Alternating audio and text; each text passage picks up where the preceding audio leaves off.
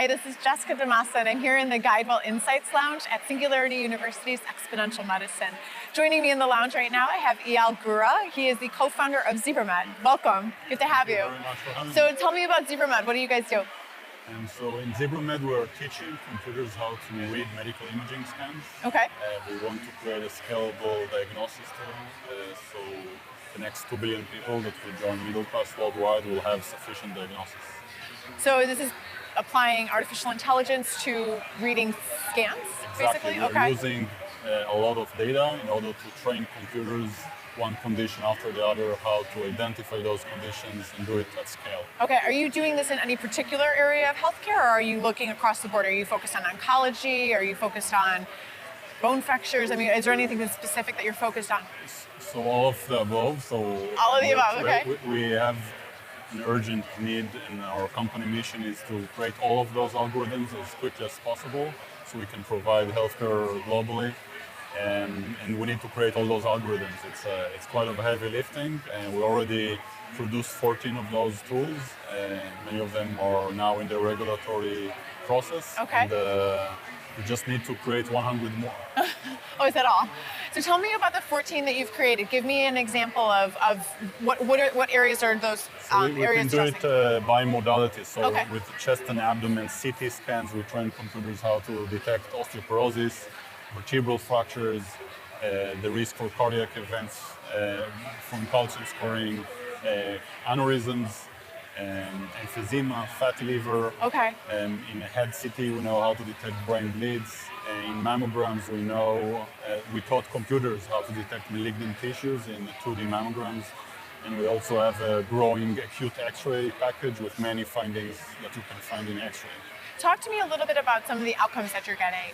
So, I mean, often in conversations about artificial intelligence applications, it's like, oh, it's with greater accuracy than what currently exists. So, tell me how is the deep learning computer stacking up? So, we can give an example of a very recent study we just finished a couple of months ago at Oxford, and also over here at OSF in the United States.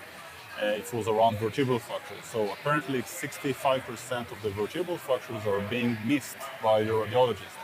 Not because they are bad radiologists, just because usually when people come to do a chest CT, the radiologist is obsessed to quickly find the lung nodules or the heart failure, and they are overlooking other things.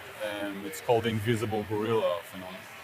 And so the computer was able to find 95% of the vertebral fracture with around 100% specificity. So it was very accurate. And in places like the NHS in the UK, where they have an existing fracture prevention program, you can now enroll people to an existing prevention program just because you scanned their last year CT scan. So no need for any extra examination. That's incredible.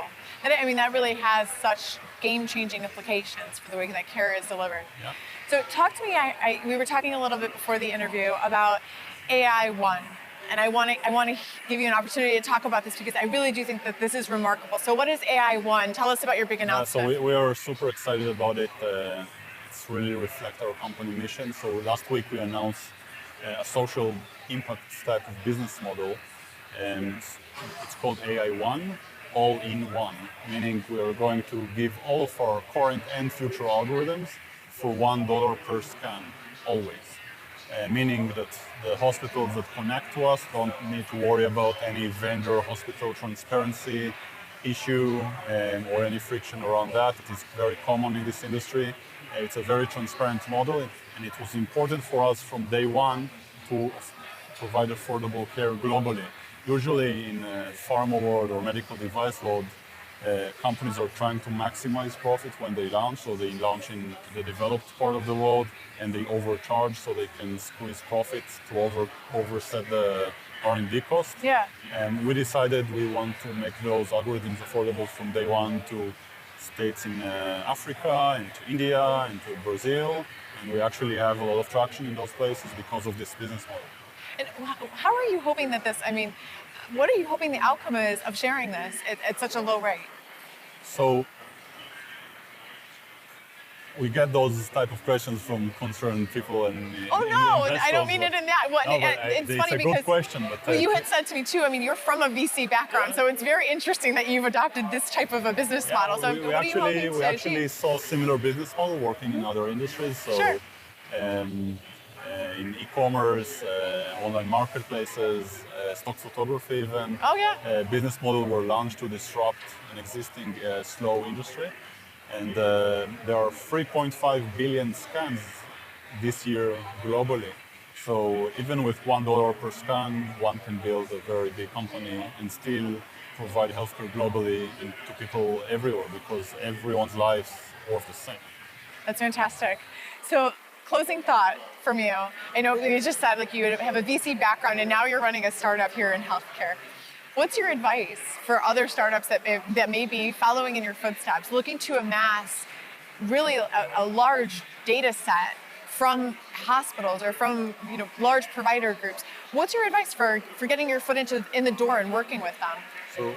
So 2 weeks ago, I was actually climbing to the summit of Kilimanjaro.